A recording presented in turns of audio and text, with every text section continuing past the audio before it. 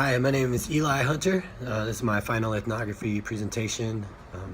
So the book I chose to read, I have it right here. It's Fresh Fruit, Broken Bodies, Migrant Farm Workers in the United States.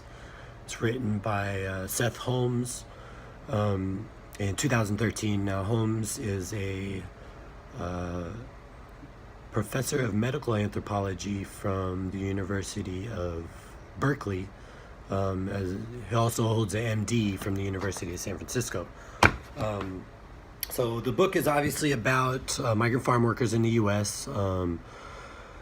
It follows Holmes as he travels to Oaxaca, Mexico, and meets up with someone who agrees to take him throughout Mexico to a border town where he's going to meet up with a coyote who will then take him across the border into Arizona and eventually up to Washington to work on a berry farm in eastern Washington.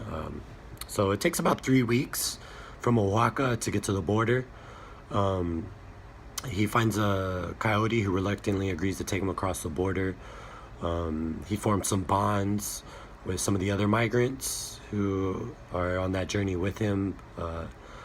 There's Macario and also Joaquin. And they all actually get caught by Border Patrol in Arizona. And Joaquin and Macario get deported, and Seth Holmes is detained. And Border Patrol threatens him with a charge of being a coyote, which, even though he's carrying papers from the university stating his purpose, they're mad. So they try to stick him with a coyote charge, which is essentially forfeit his ability to travel outside the U.S. ever again, if it were to stick. And you can imagine that would be pretty devastating, considering he's a professional anthropologist. Anyways, he gets released. Down the line, they meet back up with Macario and Joaquin in San Diego. They actually make it back across the border eventually, and they kind of pick up where they left off. They make it up to Washington. They're working on the farm. Holmes is explaining just the backbreaking conditions, low wage, the pain that he experiences in this work, the anxiety, the fear, how guarded a lot of the workers are, the shadiness of some of the upper level farm workers who they'll basically they'll clock them out early. They'll underweigh their baskets of fruit. They'll throw the fruit at them that doesn't fit their qualifications, I guess. They'll throw it back at them. Things like that. Eventually, he decides to go reach out to a larger, more reputable farm. He finds the Tanaka farm, which is still in Washington. It's a fourth generation Japanese family-run farm, Japanese American, which interesting enough, they were able to keep their farm, the family, during World War II when America was rounding up Asian Americans. They wound up gifting their farm to a white family who later gifted it back to them after things calmed down after the war. So the Tanaka family agrees to help assist Holmes in any way they can, because the way he described it, the Tanaka family are genuinely concerned with the welfare of their workers and the sustainability of their farm, and they describe it as they need happy migrant workers to protect the integrity of this farm in the future for generations. In that regard, he does get the other side of the story. He doesn't just look at the plight of the migrants and blame it on the actual owners. He tries to understand that there is a larger system in place that is causing this kind of dilemma. on both ends. The dilemma of the farm owners needing extremely cheap labor in the system that they have for that, as well as the necessity of the migrants to leave their hometown and village and pursue some sort of financial sustenance to send back to their village because they don't have it there. They don't have the ability anymore. And one reason for that is because of NAFTA, the North American Free Trade Agreement. So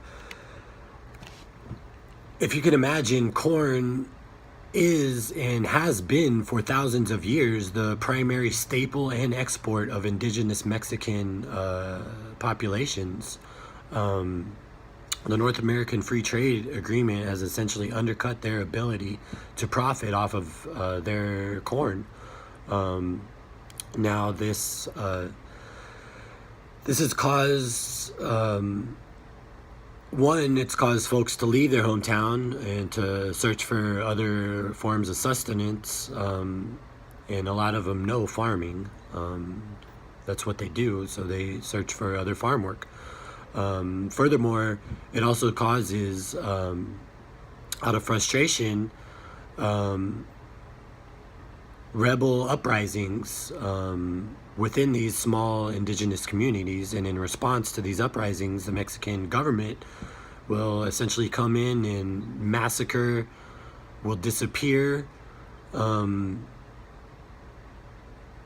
large groups of people, whole towns, villages, in order to quell these rebel uprisings, which further causes the need to leave. So that, I think that's a general description as to why they're forced to leave their homeland and come pursue this labor that actually needs them. On the other hand, this labor in America that needs their work, because they're some of the only folks who are willing to do this work. In the point of view of the migrant, or not the migrant, but the growers, the farm owners, they cannot afford to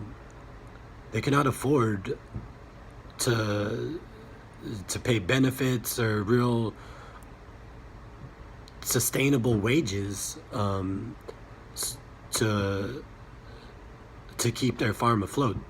So they kind of need, unfortunately, this small labor or low-paying labor from the migrants that they provide. So it is kind of a system where each side almost needs each other. And so I would compare this particular ethnography to the situation, I suppose, to the Swedenborg ethnography and the issue of the Palestinian-Israeli conflict.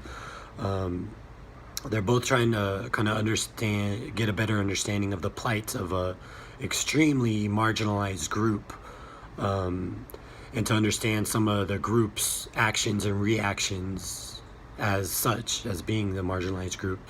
Their approaches in trying to understand they contrast, for sure. It seems Swedenborg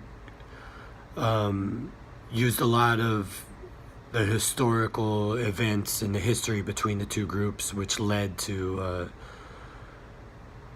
the current conditions, which is really not a whole lot different than it has been, but just describing some of the historic reasons that led up to this. Whereas Holmes, he actually focuses on experiencing the actual struggle, not just witnessing it, but actually living it, feeling it,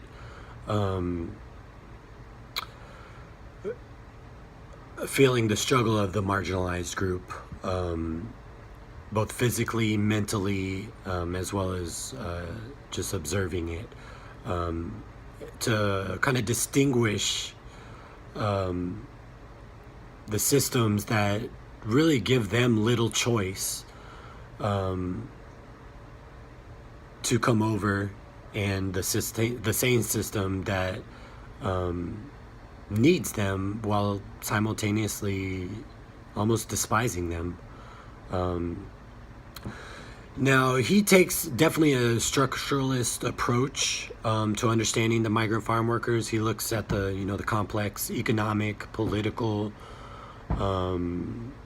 cultural, and social mechanisms that exist, not just in the U.S. or Mexico, but on a global level, that account for these labor migrations. There is kind of a level of practice theory as well that he uses, and not a whole lot of cultural relativism is necessary to really understand this dilemma. A tricky culture has kind of been forced to constantly adjust in order to survive, and also their kind of the narrative of their struggle is universally understood across all cultures. So there's not a whole lot of cultural relativism necessary to understand this. The structural violence is kind of enacted by the market, unfortunately. And it's perpetuated also by racism, classism, sexism, and just anti-immigration prejudice that pervades much of America and American agriculture, for that matter.